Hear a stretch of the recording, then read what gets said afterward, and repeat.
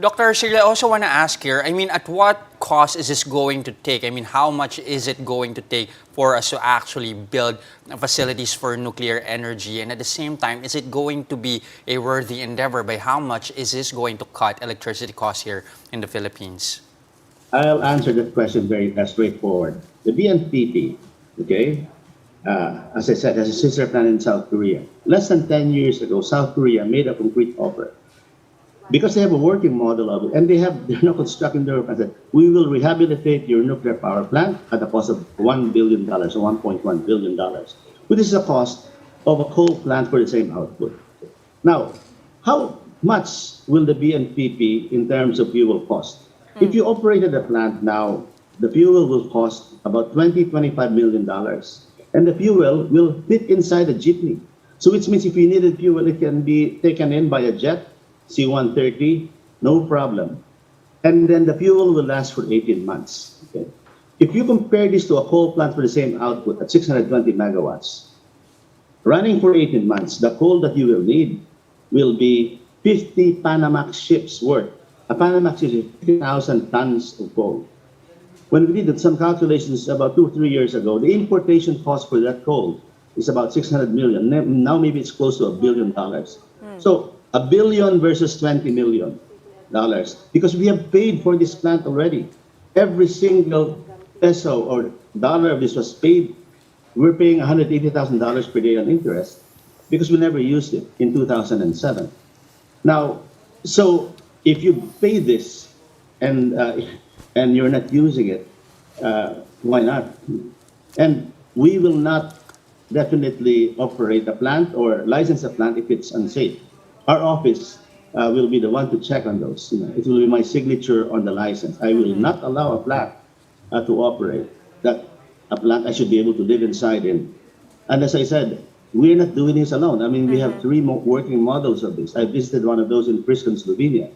So many people, one of the issues in nuclear is that there's so many fake news. For example, they say that the BNPP was built on a fault and a volcano. Both fake news. And you don't have to believe me, PVOX will actually vet that.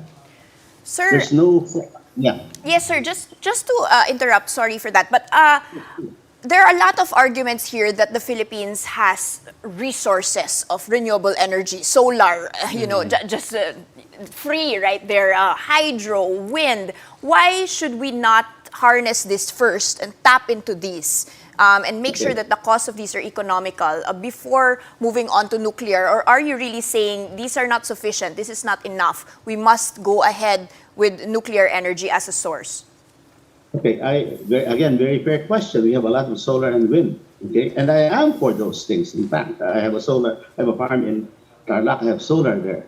The issue with solar and wind is this. Their capacity factor availability is about 30%, meaning the sun doesn't shine at night and then the wind doesn't always blow. So, and people want to do tip-top at midnight, So what do you do during those times that the alternative sources are not working? There's a backup power, and the backup power now is coal, which is imported. So nuclear is the cleanest form of energy available. It has nuclear waste, but if you allow me, I can also discuss that because the technology to that for doing disposal of nuclear waste is there. So we welcome solar and wind, but they cannot produce what we call base load power. The consistent power that will run factories. The consistent power that makes sure that there are no brownouts. If you have a solar facility, there are just a few clouds, biglang magdadrop yan. You can buy very, very expensive batteries, incredibly expensive. It's cheap now because there's a subsidy for solar, and we welcome it. But for those who say that solar and wind and hydro actually is very good. And by the way, you omitted one point. We are number 2 in geothermal in the world. So why can't we use geothermal? Because we have maxed out the large volcanic fields. So the discoveries in geothermal will only be maybe 100, 200 megawatts. The demand will be in the 10,000 to 20,000 megawatt range because of population. So it's just reasonable for a country like ours. For example, in Malampay is running out, right? So you have to hedge your bets. What are the available ones? America produces 20% of its electricity from nuclear power. America. France, 70%. South Korea, I don't know what the percent is, but these are industrialized countries. So, I don't think, so the points on alternative energies are very well taken, but they cannot overpromise and say that they can provide all the electricity by themselves alone. All right. That is not correct.